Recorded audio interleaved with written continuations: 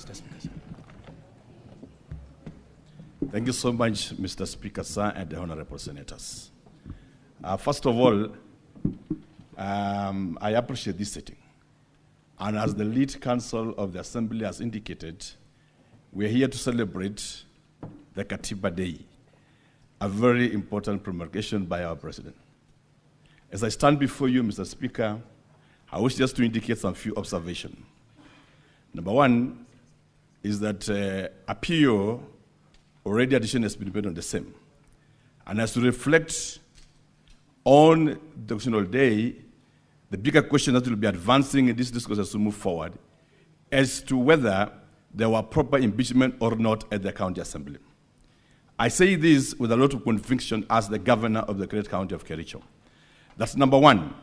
The items that has been tabled before the Great Senate today, that is the report, the ad hoc report on the NAFCDB program, the ad hoc report on the FLOCA program, the ad hoc report on the fictitious payment.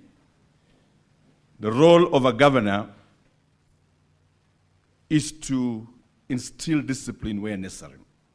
I wish to state before the honorable senators with a lot of humility that the report on the fictitious payment was handed to me by the county assembly after my impeachment has been tabled by the county assembly. They asked me to act on it after they have tabled my impeachment. On its recommendations that we are going to look at it, much of it, including the pictures that we have seen here of houses and many others, the good committee had indicated that let the CEOs be punished by the Public Service Board.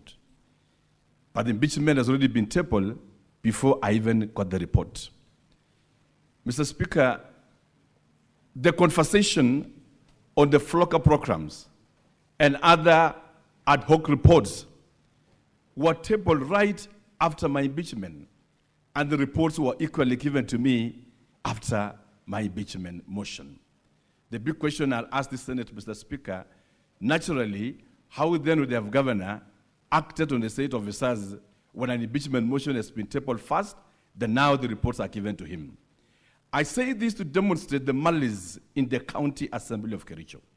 We were here last year, Mr. Speaker, because these honorable senators, the great upper house, indicated that the numbers were not 32.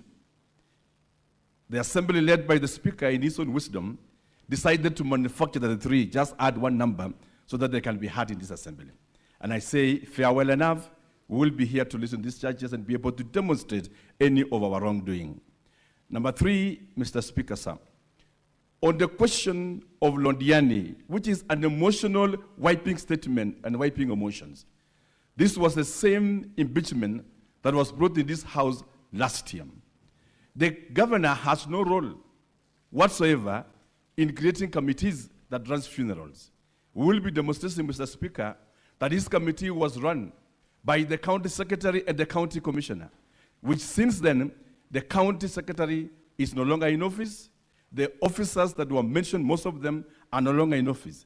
But we'll also be able to demonstrate to this Senate that already a ruling has been made by the court indicating that no funds were lost. The same item has been brought to the Senate again for debate. Fortunately, Mr. Speaker, because of time, is that what is happening in Kericho is a well-orchestrated conspiracy, political conspiracy, to remove the governor of Kericho.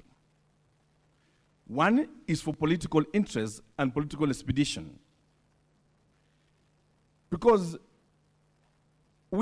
you are seated there as the speaker of this great house. At the county assembly, we also have a speaker whose interest is one, to be the governor of Kericho County. How then do you become the governor? Impeach the governor, make it easy for you, and probably along the way, impeach also the deputy governor, and sit in as both the governor and the deputy governor, and the governor and the speaker of the assembly, so that out of the 10 years he served as the CEC of Kericho in charge of finance and as CEC in charge of roads, will be able to execute what he never accomplished. We'll be able to demonstrate that as we make our discourse. What I just wanted to say from my heart, And somebody was asking me, why did you choose to make this statement like last time? In the assembly, in the last impeachment, I told them, and I reminded them of the great works and the great writings of Dostoevsky in Crime and Punishment. And these are my last words. That Raskolnikov, after killing Alyona, the old-born lady, proceeded and realized that there was somebody witnessing called Lizaveta. Because of the urge to murder and kill, he went ahead to kill Lizaveta. I then implored upon the County Assembly of Kericho, let us not just create blood for blood's sake. I also said at that time with a lot of remorse and humility that in tragedy of Macbeth, Shakespeare, when Macbeth, the great lady, told the husband that King Duncan, you can kill King Duncan and you become the king yourself. And remember that Macbeth was a cousin to King Duncan. Macbeth was reluctant to kill King Duncan. But along the way, the evil spirits possessed her. And in her watch, he says, come ye gods and sex me, that I may be a man and kill King Duncan. Indeed, Macbeth went ahead to vanquish King Duncan. Not because he wanted to kill, but because of the drive for murder. Thereafter, he went ahead to vanquish every other witness that was at the court in his quest to become the king. My imploration to the County Assembly of Kericho at that time was that much as we have political aspiration, let us resist the temptation of political murder for us to get what we want. We're here in a process that was faulty, and the whole world must know that as it is, there was no impeachment of Kericho. And I know, Honorable Speaker, because the upper house will always make correct decisions at the appropriate time, I beseech of you, Mr. Speaker, and the honorable senators, that as we deal with this matter, we separate between the responsibility of the governor and the responsibility of the CEOs. Some of them that will be brought here to adduce evidences are former CECs of Kericho County. Some of them were mentioned in the Londiani scandal. Out of it, I was able to release some of them out of work. Today, I'm being in Senate, being asked that you sack some people procedurally, while some of those names that will be testifying here are the same names that were active in the so-said Londiani scandal. Some of them were presiding over Kazim Tahani. Today, they are seated here also, probably being aligned as advocates after we release them. We are in a case of history as celebrated Katiba Day, to ask ourselves that to what extent is political persuasion and political desire compared to morality, compared to the rights of an individual. And as the governor of Kericho, I'm here under your mercy, Mr. Speaker, and the senators, so that you'll also help me to get justice as an individual because of the injustices, because of the wrong allegations that have been bestowed of me, while the governor has completely nothing to do with even signing of a voucher, has nothing to do with authorizing payments. My commitment has been simple.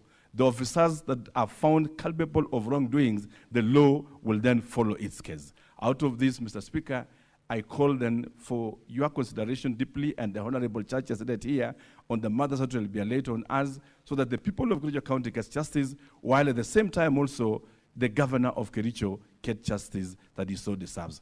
Thank you, Mr. Speaker, and may God bless this great Senate, and we put all our trust and hope in this very good upper Senate that over time has proven that it does things in an appropriate way and uphold the Constitution. Thank you so much.